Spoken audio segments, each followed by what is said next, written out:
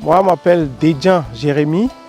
Je suis le coordonnateur du programme national de développement de la filière palmier à huile au Bénin. Ce programme qui court du 1er janvier 2021 au 31 décembre 2025. C'est ce programme qui prend en compte la promotion de la filière palmier à huile au Bénin. Donc, à travers ce programme, il y a plusieurs actions qui sont prévues et qui sont effectivement mises en œuvre grâce aux investissements de l'État central. Ainsi, tous les acteurs ont pu bénéficier des actions de ce programme. Ainsi, les pépiniéristes ont bénéficié des appuis comme l'irrigation de leur site de pépinière à travers divers systèmes d'irrigation. Nous avons les systèmes d'irrigation par tourniquet, les systèmes d'irrigation goutte à goutte, les systèmes d'irrigation par jet d'eau, les systèmes d'irrigation par aspersion. Donc, la plupart des pépiniéristes ont bénéficié de ces systèmes d'irrigation et également des matériels de travail pour pouvoir leur permettre de produire des plants de qualité que nos producteurs de palmiers à huile pouvons bénéficier pour mettre en place des plantations. Et si nous quittons les pépiniéristes, nous avons les producteurs qui ont aussi bénéficié des appuis du programme de développement de la filière palmier à huile.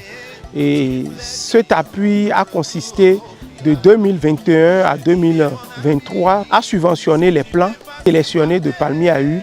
Nous avons fait des subventions à 50%. Je donne un exemple, si le producteur veut faire une nouvelle plantation de 2 hectares, le programme met à sa disposition gratuitement des plants sur 1 hectare. Et le producteur lui-même achète les plants sur 1 hectare et ça fait les 2 hectares qu'il met en place. Et lorsque nous laissons les producteurs, nous avons les transformateurs.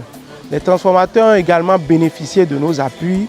Il y en a à qui nous avons réalisé des hangars de stockage de leur régime.